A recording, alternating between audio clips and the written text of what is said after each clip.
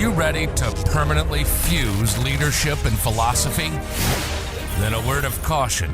You are about to enter the fully abstract yet wholly concrete realm of Leadosophy. Our ideas are not always so clear and distinct. To validate this proposition, we welcome the host of Leadosophy, Tim Wood.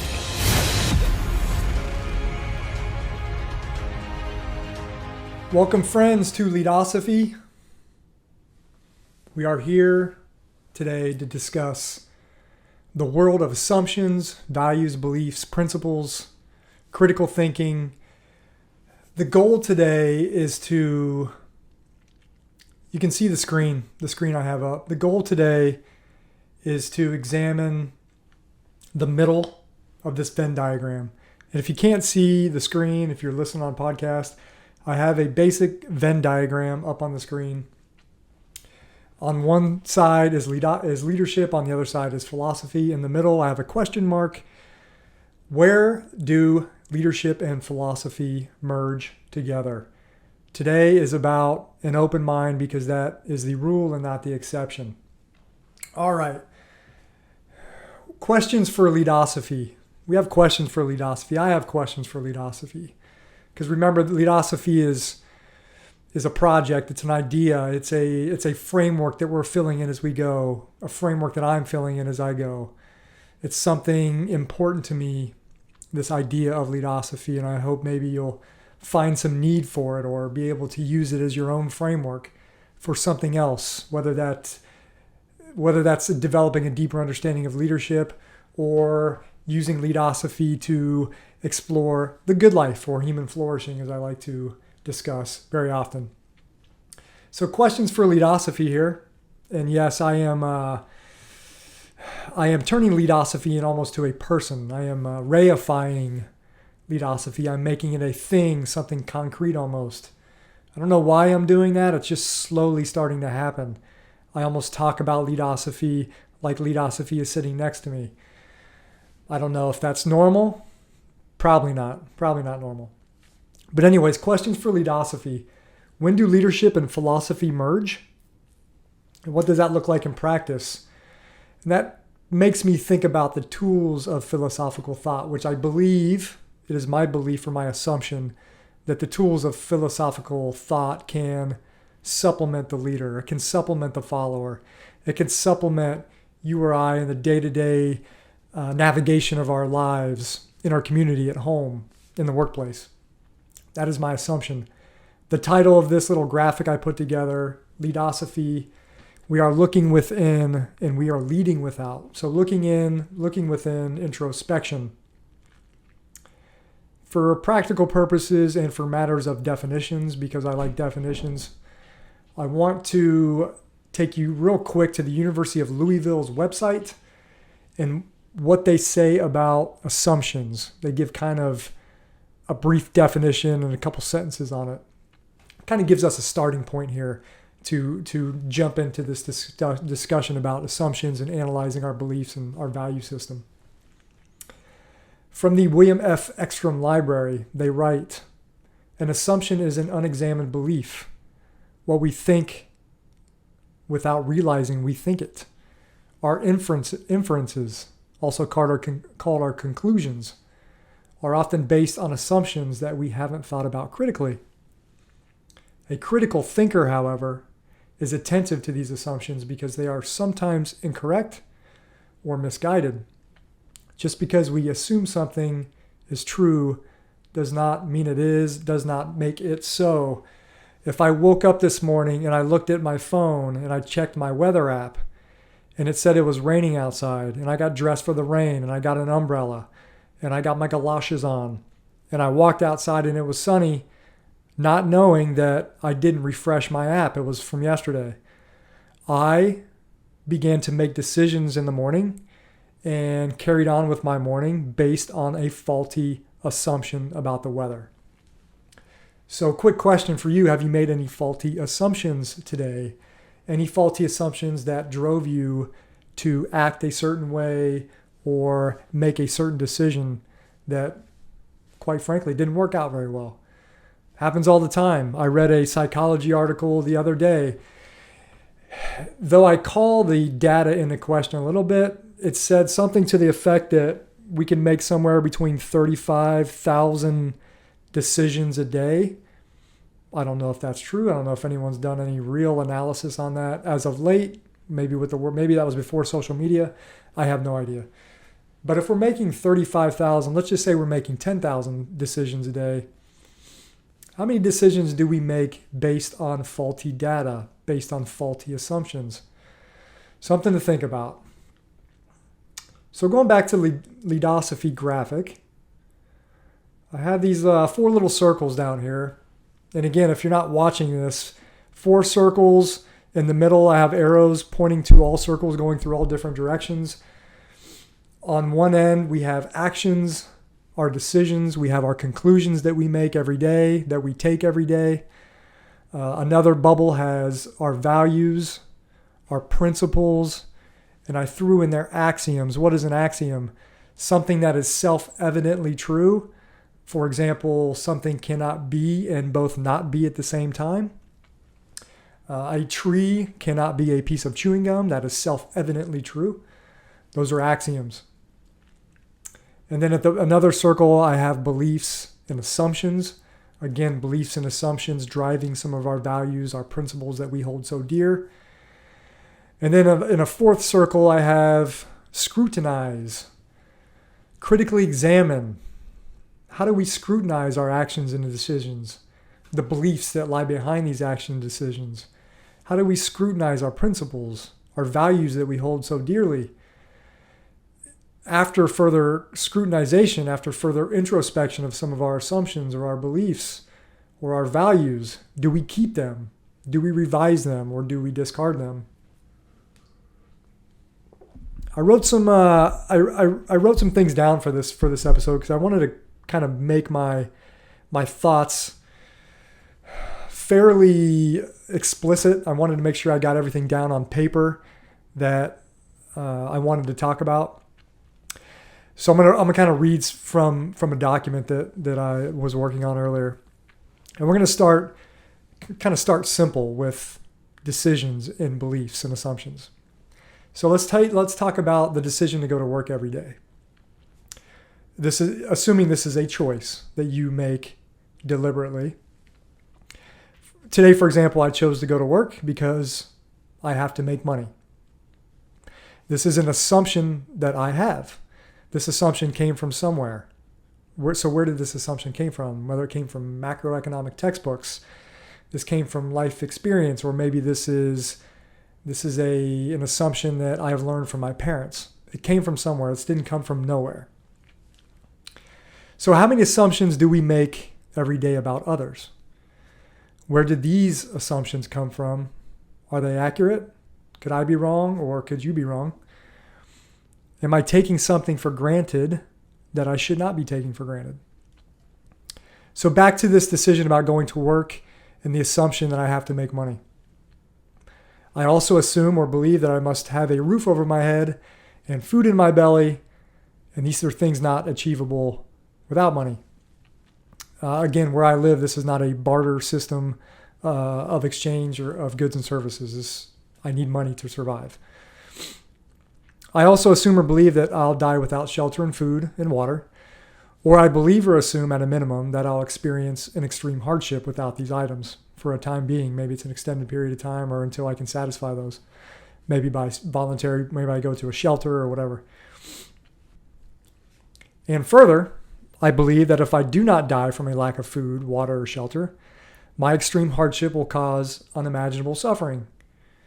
And this antagonizes the following values that I hold dear.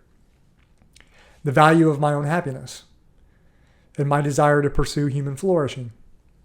The value of making an honest income through legal means. I do value freedom. The value of my children and their future. The engine that drives my values are my assumptions, my beliefs.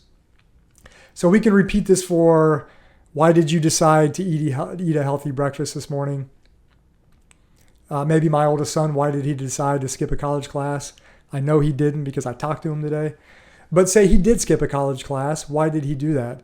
Maybe he valued his leisure time over his education, and he apparently didn't value the cost of tuition. But again, he did go to class today. I talked to him. At least that's what he told me, and I believe him. So now I want to turn to maybe a workplace example. Maybe this goes towards leadership and management. So I'm going to use Mary as an example, right? Mary values empowering others because Mary assumes, or she believes, that when others on her work team are empowered, Mary's teammates will take more ownership of their projects, and they will hold themselves accountable for the success or failure of team projects. Now, I like to call these, I think of these as like first order assumptions. These assumptions immediately predicate our values and principles, which may or may not drive our decisions. And I say may not because in this instance, Mary may be persuaded or superseded by the values and beliefs of someone else. It's possible. But we go back to Mary's story. Mary also assumes that teamwork requires a certain amount of decision-making autonomy and the freedom to create within teams. And these team dynamics are enhanced through empowerment. This is another first-order assumption which undergirds Mary's empowerment value and guides her practical actions. So recapping here, Leadosophy is exploring, this is we're relying on Leadosophy here, to explore Mary's value of empowerment, or the empowering others mantra, which appears to follow from Mary's tacit or explicit assumptions about the nature or essence of empowerment and what empowerment creates or instills in a team. What drives a team to success, for instance.